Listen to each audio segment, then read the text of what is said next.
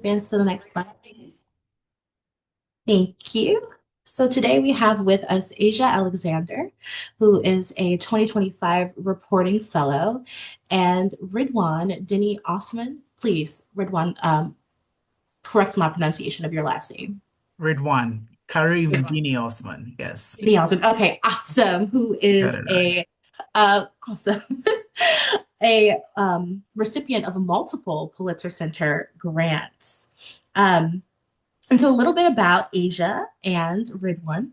Ridwan is a multiple Pulitzer Center grantee and award-winning journalist who is based in Ghana. He works as a senior reporter and news presenter at the EIB network, and he is a freelance correspondent for international radio news program The World. Ridwan has reported from diverse regions, including India, Rwanda, Malawi, Nigeria, and Sierra Leone, with a focus on global health inequities, social justice, and sustainable development. In addition, he has investigated discrimination against minority groups in healthcare, the social and environmental impacts of climate change, and the inequitable global distribution of life saving medications. He is a 7 time recipient of Ghana's National Journalism Award. In 2018, he won the Lorenzo Natali Media Prize from the European Commission, and in 2021, he received the International Center for Journalists Global Health Crisis Award for his COVID-19 reporting. In 2022, he received the Eric and Wendy Schmidt Award for Excellence in Science Communication from the U.S. National Academies. And in 2024, he was honored with the Covering Climate Now Journalism Award and was named a United Nations DAG Fellow, spending 3 months at the United Nations headquarters in New York. Asia is a recent graduate of Howard University. Did you graduate this May, Asia? Yes, go by. Congratulations. Congratulations. So, from Howard, she holds a bachelor's degree in journalism with a minor in political science. She is a passionate journalist and communication specialist with a strong background in storytelling, media strategy, and public relations. During undergrad, she worked for the United States Senate, Forbes, NASA, General Motors, and United Talent Agency. Currently, she is an editorial fellow at Forbes magazine, where she covers billionaires. So we'll share the link to their Pulitzer Center reporting projects in the chat. But Asia, Ridwan, thank you so much for being here with us today, especially on the heels of such a major holiday. Um, and before we jump in, just a bit of housekeeping for our audience as we are conversing with Asia and Ridwan. Feel free to add any comments or questions that you have utilizing the Q&A function. Please feel free to share your notes and responses to anything that the journalists are speaking about in the chat. I would be happy to share them out. And so, yeah, let's get started. Um, so I'm going to start with a few questions for you all, four to be exact, before handing it over to the audience to ask you guys questions. And just feel free to jump in however you all like to. So the first question is to provide a bit of framing and context about your reporting projects. So today we are discussing two stories looking at distinct health issues in separate communities. Where they align is that both of these stories engagement with the intersections of racism slash nationalism, health, and human rights. Before we go into further questions, I would like to invite both Asia and Redwan to give a brief overview of your reporting projects and speak to the ways that you see these themes of racism or nationalism, human rights, and health intersecting in your projects. Should I start? Thanks so much for the kind introduction, Kendra. And also just to add that I'm currently at Harvard University as a Nieman Fellow. So I'm speaking from Cambridge. Congratulations. So much of this year before I came to Harvard for my fellowship program, my reporting has focused on how the US foreign aid cuts are shaping the health landscape in Africa, particularly for I beg your pardon, vulnerable people. And what I have also done this year is to look at an outbreak that happened in the early part of the year, which has to do with a meningitis outbreak in the northern part of Ghana.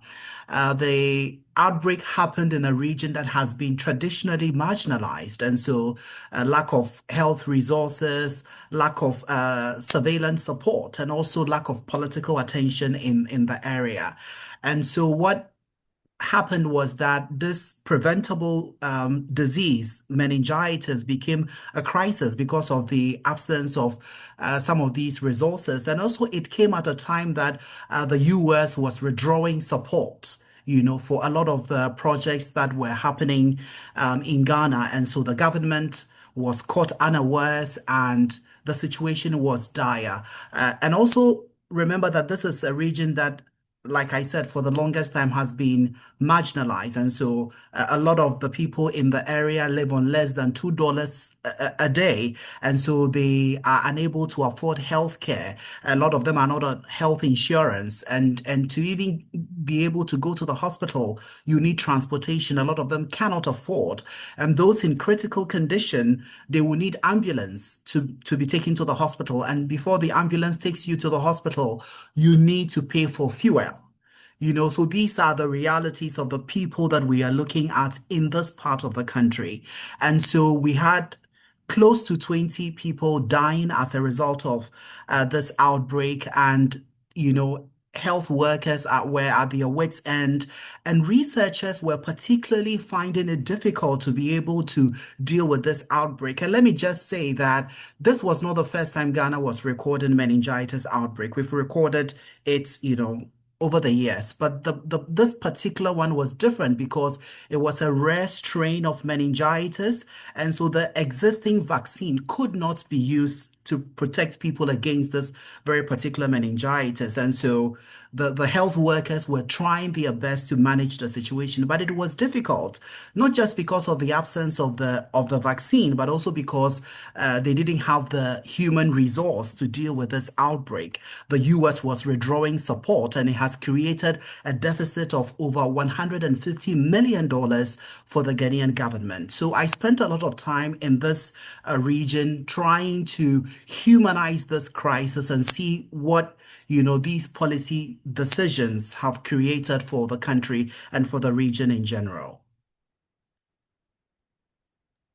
Thank you, Ridwan. That was a great overview. Thank you for those insights.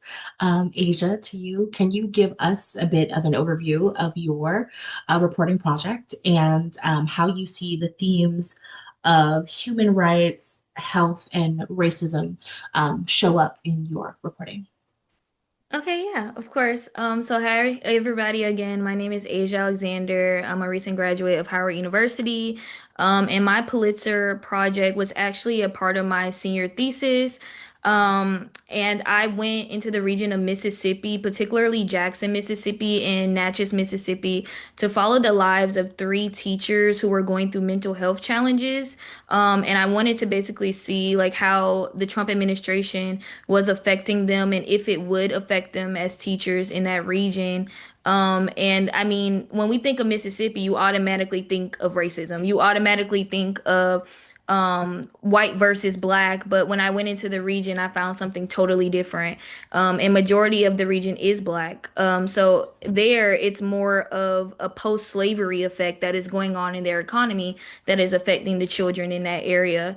So that was a little bit about my story. And I think through the story, we find that the changes that the Trump administration is currently making, or at the time when I was reporting, it was rumored that he was going to make them, and last week he actually made them. Um, you could see that it really wasn't affecting the community at all because of a lot of the things that are about to affect other states they were already dealing with as professors and teachers in that area. So my story basically went into their lives to see their daily, everyday duties to these young adults, what the young adults are doing now, and how these teachers are really affecting their communities. So yeah, that's a little bit about my project. So thank you so much. The next question I have for both of you is that throughout this series, we're discussing the ways in which historical context helps us understand modern issues. So in your stories, you both provide such context, detailing things such as uh, the work, the research arm of the World Health Organization does, or the role of the U.S. Office of Civil Rights in the oversight of public education. Could you both share a bit more about the research you had to do for each of your projects and what you learned as a result of this research? Mm. Um, Before all of this started about, this US foreign aid cuts, already before I started, Africa takes about 25% of the global disease burden, yet its share of the global health expenditure is 1%. So that already is a dire situation. And now we have all these support being withdrawn. And also let me say that countries in Africa for the longest time have had to wait for vaccines. They've had to wait for research funding. They've had to wait for surveillance support. And what these delays reflect is the bigger structural choices about which lives are considered urgent. And for me, that is where human rights, health, and global power dynamics meet. And these are the focus of my research for this very particular story, in exposing some of the inequities. And also we know the situation with the World Health Organization. The US, until its withdrawal, was contributing about 18% of the organization's budget, and that has been withdrawn. So that is a huge gap that has been created there. I would say that the research from my project was honestly rewarding for me. I'm personally Southern, if you can't tell by my accent. I'm from Tallahassee, Florida, and so the issue of education inequity is not new to me because I was a victim of it as a kid. So I initially pitched this project because I remember in high school having two black teachers who really advocated for us to learn about people that look like us and who like wrote stories about us as a people. But I went to a charter school and they just would not let it happen. And one incident in particular that I remember putting in my proposal to the Pulitzer Center was one of my white teachers in high school wanted us to read Toni Morrison, and we were supposed to read Beloved. And I was so excited to read it because it's like I had already planned to go to Howard. I was like, I'm going to HU, like, and she went to HU. I want to go. She's so like inspirational. And when it came time to read it, it got shut down by our school district because a parent said that her kid shouldn't be able to read a book this graphic that was about slavery. And to us black students at the school, that was a slap in the face to us because we were like, whoa, whoa, whoa, we got to learn about the Holocaust all year long. And then we come to school, and when we learn about Toni Morrison and Beloved and Zora Neale Hurston, we just can't do it. And so I remember when all this stuff was going on with Trump, I'm at a HBCU. A lot of the things that he was shutting down educational wise and also job wise was affecting me as an individual. And I just thought about my teachers in high school and how they were struggling when DeSantis had started to shut down a lot of things for us when it came to book banning and different rules as it came to like redistricting for school districts and all that kind of stuff.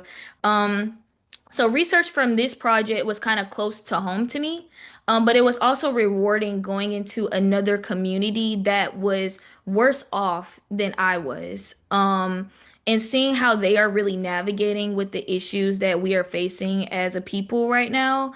And I think when I went into the community, it was really hard to find people to talk and get them to really open up to me because everybody in that community is very afraid of what could happen to them if they were to speak on some of the education inequities in that community. And I think that what I found is slavery and segregation was really not that long ago. And in that community, the last school to be desegregated was in 2017. And I actually talked to the principal of that school and the district members of that school, and they were saying how the Civil Rights Committee, kind of had to come in there and be like, hey, like, we need to desegregate this school. And since then, the economy has been in shambles. So I learned a lot about who we are as a people, but also how we have a long way to go and how things that we don't think affect education really do affect education. And one thing in particular in that community was slavery. When slavery left Mississippi, a lot of the economy left. Cotton was a big thing over there. When the cotton got shut down and slaves weren't able to pick the cotton, a lot of the companies left and they never came back. And because of that, people don't move into the areas. So a lot of the families that I was talking to, they don't have Wi-Fi. They don't have running water. The kids come to school with the same clothes on. So this research was rewarding to me, and it also gave me another outlook on what to be thankful for in my own life. Hmm. Thank you both for that. Moving on to our next question is so one of the things that the 1618 Project helps to underscore is that stories of public health successes and failures are often stories about infrastructure and policy. So, questions about whose health is being prioritized, who is involved in developing public systems, and if and how inequities in our systems are addressed all help to clarify public health outcomes. So, what are some of the ways that this shows up in your projects in particular, and how can communities find hope and purpose in that? And Ridwan, I'll let you start. Right. I think the outbreak revealed how everything depends on systems and not only on medicine. Ghana had shortages of lumbar puncture kits, delayed lab confirmation, inconsistent oxygen supply, ambulance systems were weak, like I've already said, and many families had to pay out of pocket before treatment could even begin. And clinics were understaffed and where there were delays in sending samples to regional laboratories, for instance. So policy shaped the crisis. Years of limited investment in northern Ghana's health infrastructure left hospitals unable to respond at scale. Research programs that were supposed to um, enhance the country's response had all been curtailed because the funding for some of these critical research has been withdrawn, and it was very clear that we are in a situation where if we don't have a sustainable way of funding healthcare, and these policy changes are made as and when, then the countries in the global south, and I'm talking about Africa, we are at the vagaries or at the whims and caprices of, superpowers like the US. And when some of these decisions are taken at any point in time, could affect us. And so, indeed, how systems are built and how some of these policies are drafted, and in terms of their sustainability in the long run, I think it's crucial. And these issues came alive in the reporting. I would agree with Ridwan on like having sustainable policy backbones is what's going to really create change for a lot of what's going on in my story. Just like I said, when I was reporting on the story, it was just a theory that the Department of Education was going to crumble. We had kind of knew it was because of what was put in Project 2025. And at the time, people didn't believe that Project 2025 was going to unfold, and it's unfolding before our eyes. Um, and just last week they dismantled it completely. And it first started off with the with layoffs. And I was just talking to another Mississippi journalist the other week, and I was telling her that what people don't understand about the mass layoffs that are happening in the Department of Education is majority of the people that are being laid off are Black Americans. And so if you're laying off people from the State Department, what do you think that's going to do for the economy? Not only for the economy, but for the children that are affected by the layoffs that are taking place. And so last week, you saw a lot of layoffs in the disabilities department, which really, really, really concerns me because during my reporting, I found that majority of the state in Mississippi runs on disability funding. A lot of the students there are disabled, and they already don't have programs that are, I guess, like that don't benefit them, I would say. Like there aren't enough teachers. The turnover rate there is ridiculous. Actually, one of my sources who said that he was being underpaid, he was tired, they just worked him like to death. He actually switched to Louisiana across the bridge because he felt like the state wasn't supporting him. So I can only imagine. I can only imagine what last week's turnover will be for the state of Mississippi and also the Civil Rights Department. If you're laying off majority of the civil rights attorneys in the state and something is going on to your child and you're not able to go and report it, and we found last week, it was in a New York Times article, that the reportings of civil rights cases in schools have tripled over the past decade.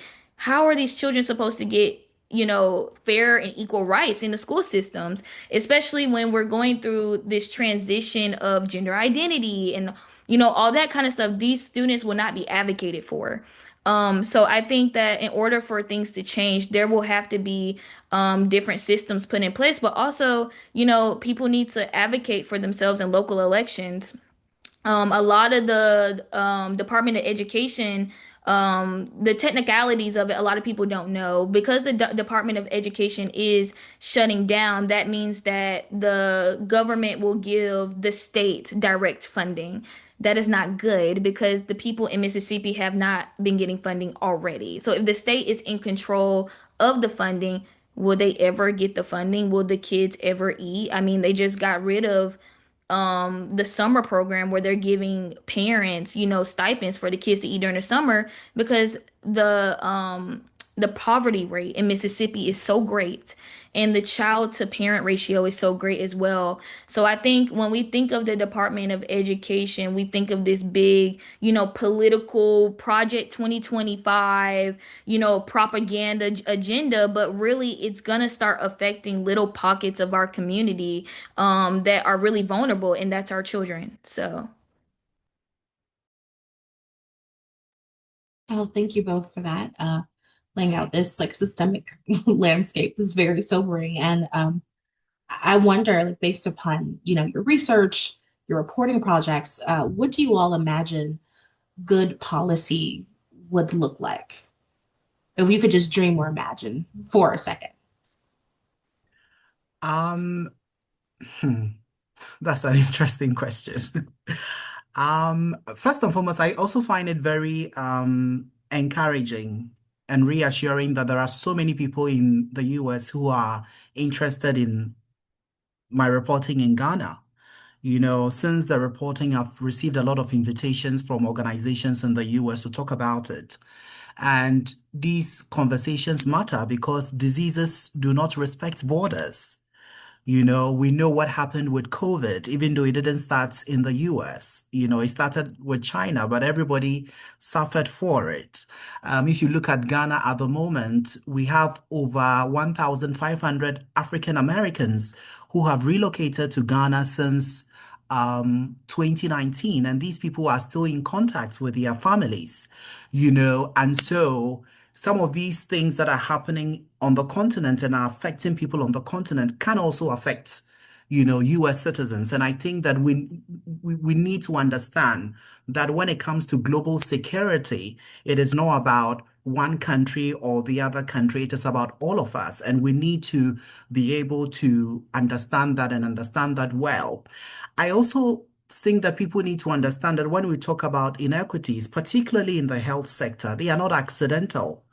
They are produced by the kind of policy choices that we make, the kind of policy choices that global leaders make, and so as people, as citizens, whether you are in the US or you are in Africa, these are things that we need to be mindful of, and so these issues affect how fast, an outbreak spreads, who survives, and who receives high quality care. And so understanding inequities in that sense helps, all of us think more critically about justice, responsibility, and power. And secondly, stories from Africa are often framed as emergencies, but every outbreak is connected to policy decisions, like I've already said. funding decisions and historical decisions made across continent. So helping everybody to trace some of these connections strengthens global citizenship and media literacy. Then finally, what I also want to talk about is the role that we play as journalists. I believe that the role we play is very critical in protecting public health. When we report some of these systemic failures, the public and policymakers are able to respond. And so it's critical that the public also understands the role that we play in highlighting some of these issues, because in a lot of communities, when journalists are trying to throw the spotlight on some of these issues, oftentimes they face resistance. So it's also important that we drum that home. Thank you. I would just say, some takeaways I have from my story are definitely to support your local teachers. They do a lot for the kids in the school system, and they are struggling because our education system doesn't like to pay our teachers when they have the most important job on the planet, which is cultivating and shaping young minds. And so, if you have an opportunity, please give to local classrooms. Anything helps them. One source in my story was paying for breakfast, lunch, and dinner for her students because the parents just didn't have money to feed them. And so anything helps, like just dropping off bread and some lunch meat will probably help a lot of these teachers out. Another thing that I would take away from this story is to be really active in your local elections, knowing who is voting for stuff. And also knowing who's in your city councils, that's a really big thing as well. A lot of my reporting came from city council members who were very nice enough to share the history of these towns, and point me in the right direction. So just being, advocates for your education, your local education systems. And I would also say if you have time, really get involved with youth groups in your area as well. I know my mom, who's actually on the webinar, took time to really introduce me to different African American groups in my town, even though we grew up in a majority white town. That's what I was doing on Saturdays. I was being enriched with education instead of being on the playground where everybody else was at. So really take time to volunteer at those types of things. And I would just say that it's important to remember that you as educators, y'all, we hear y'all, we see y'all. Your mental health is really important. Take time for yourself, but also remember that you have an obligation and a duty to your students to teach them what should be taught and not one-sided, but to teach them all parts of American history. America's history is not pretty, it is ugly. Okay, and we all know that from all sides. It is ugly, but that's what makes us beautiful as a country. And I think that when they go out into the world, and they have a teacher who is teaching them the things that you are teaching them, they're going to be like, I remember that teacher. Because I remember every teacher that taught me something new in kindergarten through undergrad. So keep being great. And thank you guys for having me. Well, thank you, Asia. And Ridwan, I'll invite you, since Asia jumped with us for some wonderful takeaways and some practical things that we can do to help. Ridwan, do you have any takeaways from your reporting project and anything that you would like this audience of educators today to remember? Um, just to piggyback on what the point I made earlier is that inequities are not accidental. They are as a result of, they are products of the policy choices that we make, and so we need to drum that home.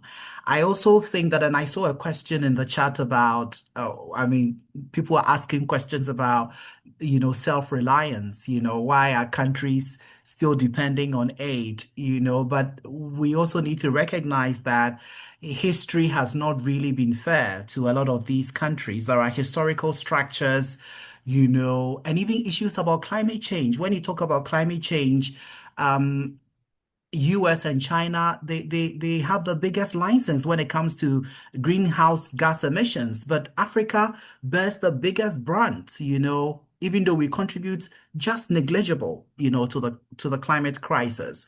And so all these issues are there. And what we have been trying to do over the years to see the way forward, over 2 decades ago, African leaders met, you know, under the watch of the World Health Organization to agree on something called the Abuja Declaration, which was a commitment that every country would commit 15% of their national budget in the area of healthcare. That has not been realized, and that's as a result of myriad of challenges bedeviling the continent. And the way these cuts were implemented were also not fair to the countries because a lot of ongoing projects that were about to start were all halted. So a lot of these countries were taken unaware.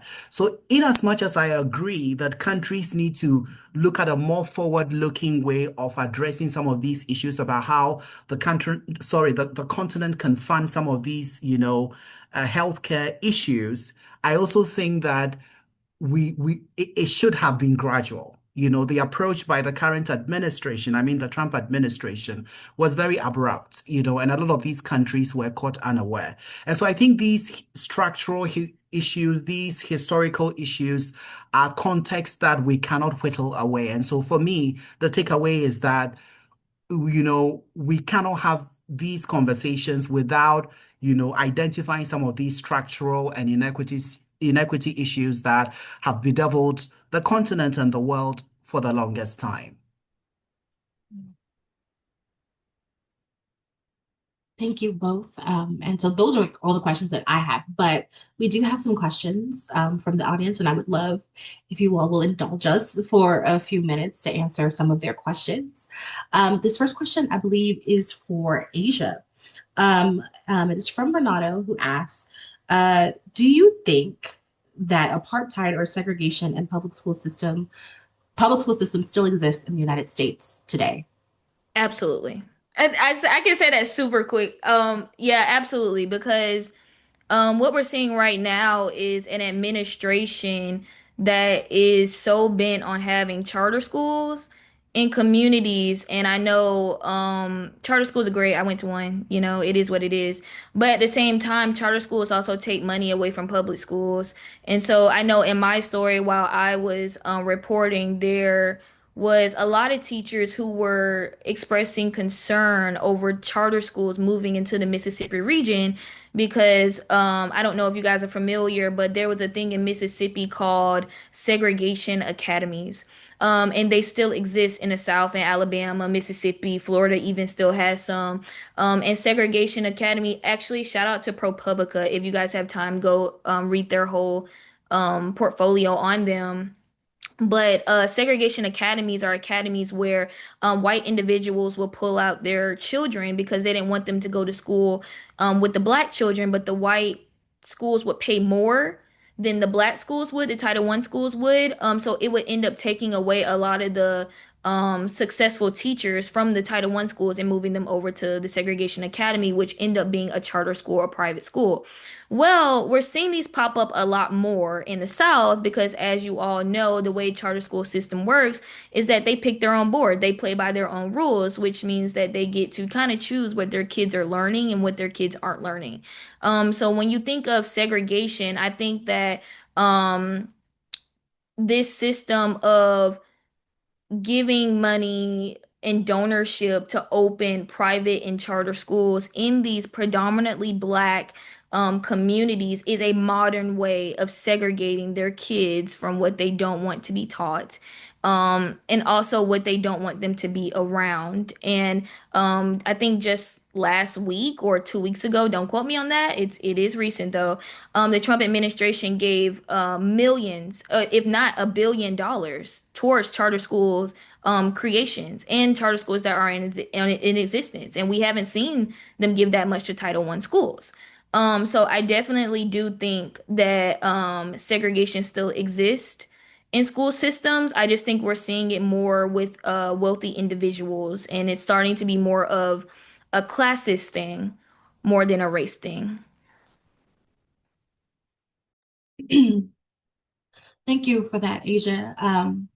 Sort of relatedly, Shelley asked, Shelley heard that you said that when the last school was integrated in 2017, it left the economy in shambles.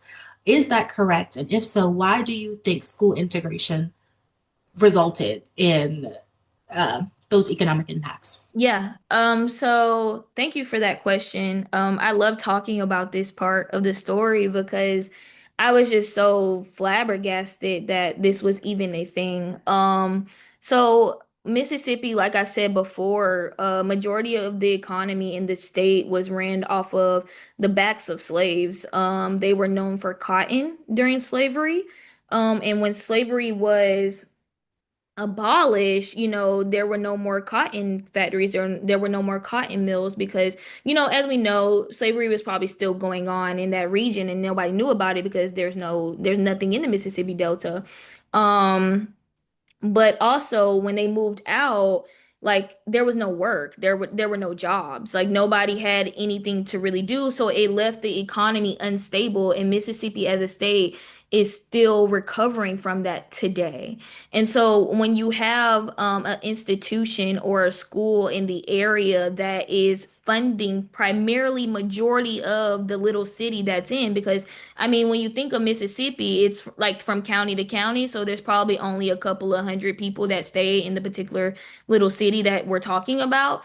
And so when you're integrating these schools, you're kind of splitting them apart, and that's where we see that segregation we were talking about, where okay, like the white kids was going to this school, the white kids was going to that school, and a lot of kids parents didn't want that to be a thing, so they start switching them in different counties. Well, if your kid is going to school in a different county, you're not going to work in the same county because the next county is like 45 minutes away. So it really left a dent in how many people wanted to still work in the county because they were like unpleased with what the city council was kind of like doing at the time. And also, it just didn't make sense if their kids were going on buses like 30 minutes away. So I think all of this, not just integration, but also the effects on slavery and the history of slavery in the state affects Mississippi as a whole as it comes to their economy and the way jobs are moving in and out. And you'll see now, I don't know if I included it in the story, but education in Mississippi is actually fighting with factories because Amazon and a couple of other factories are moving into the area. And a lot of the kids aren't like going to school anymore. They're just going to Amazon because it pays a lot more and they need factory workers. So there are no teachers. Nobody wants to go to teachers college, and there's nobody to educate the children. So all this stems from systemic racism and slavery. So that's affecting them today. So hopefully that answered her question. Mm. Yeah, thanks for that explanation, Asia. And I guess our last question for this portion of the session, I'll invite Ridwan to answer. Um, Ridwan, how can parents teach their own children about such global issues, even if schools don't? Oh, you're on mute, Ridwan. Sorry. I think we often underestimate how much, kids know. Because of the digital revolution, the exposure is great, and so they are privy to a lot of things.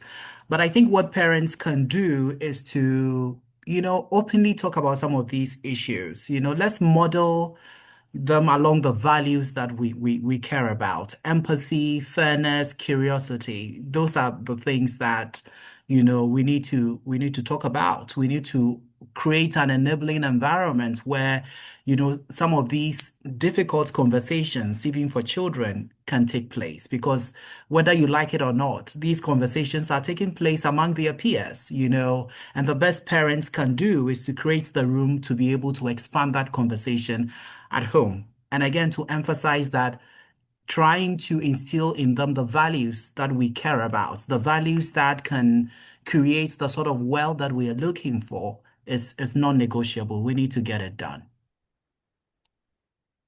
What a great way to end this portion of today's workshop. So thank you both Asia and Redwan for joining us today and for this wonderful discussion that I hope proves to be fruitful for our audience and gives us much to think about and more importantly, some practical ways to be the change that we aspire to see. So thank you both.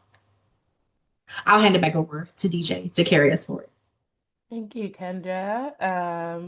Yeah, that I have the same just general thank yous for such a amazing conversation. I'm gonna stop our recording here.